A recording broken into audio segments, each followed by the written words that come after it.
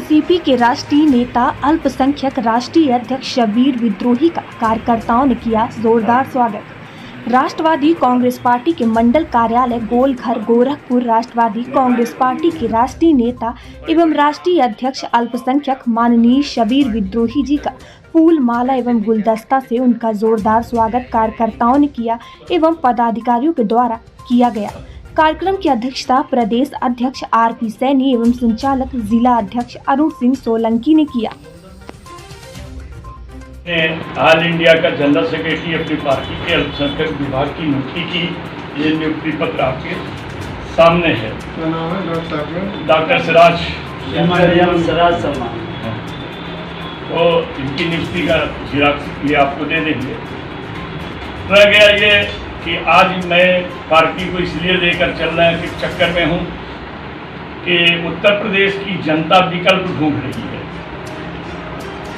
क्योंकि उत्तर प्रदेश से ही दिल्ली का रास्ता जाता है। यहाँ पर परिवर्तन के बर्तन में नर्तन इतने डूबे और डूबे थे कि कभी समाजवादी को, कभी मायावती को, कभी कांग्रेस रहा करती थी।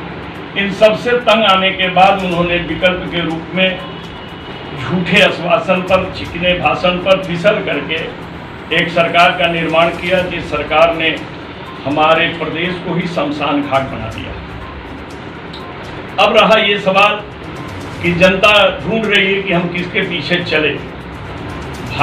पूरा भारत आज आदरणीय पवार साहब के तरफ निगाह उठाकर देख रहा है कि देश में सबसे सीनियर, अनुभवी, कर्मठ और विचारशील अगर कोई नेता है तो आदरणीय शरद चंद्र जी पवार साहब हैं। मगर पवार साहब आगे कदम क्यों नहीं बढ़ा रहे हैं, इस चिंता में चिंताग्रस्त है। क्योंकि लेकिन आज खुशी इस बात की है कि दिल्ली में उन्होंने विरोधी दलों के नेताओं की एक मीटिंग आजकल की है जो वहाँ पर चल रही है।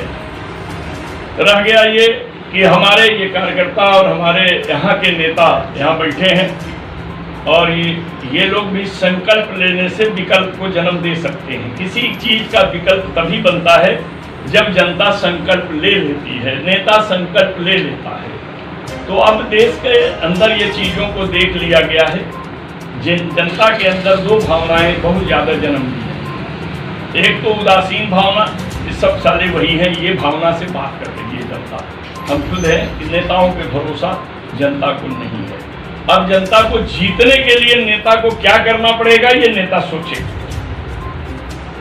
दूसरी, चाहे मोदी जी हो या योगी जी हो, इन्होंने विश्वास खो दिया है, क्योंकि एक भी अपने वो वादे पूरे नहीं कर सके जिस वादे के बल पर ये सरकार की सीढ़ियां चढ़कर शासन में पहुंचे। अब सवाल ये है कि आने वाले 2022 के चुनाव में क्या जनता फिर उसी तरफ जाएगी जिस तरह जंगल की एक कहानी है। कहानी यह है कि एक घड़ा चुनाव लेकर खड़ा था, एक कुल्हाड़ी लेकर खड़ा था।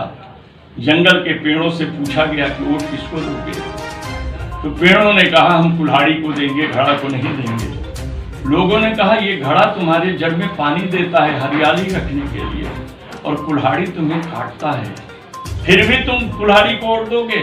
जंगल ने कहा क्या करें, मजबूर है, इसलिए कि उसके अंदर जो बेंट लगा हुआ है वो बिरादरी का है। तो यह देश की राजनीति हो चुकी है। कुदाल में भी बेंट अगर है तो बिरादरी का है, कुल्हाड़ी में बेंट अगर है तो बिरादरी का है, चाकू के अंदर हैंडल भी अगर है तो बिरादरी का है।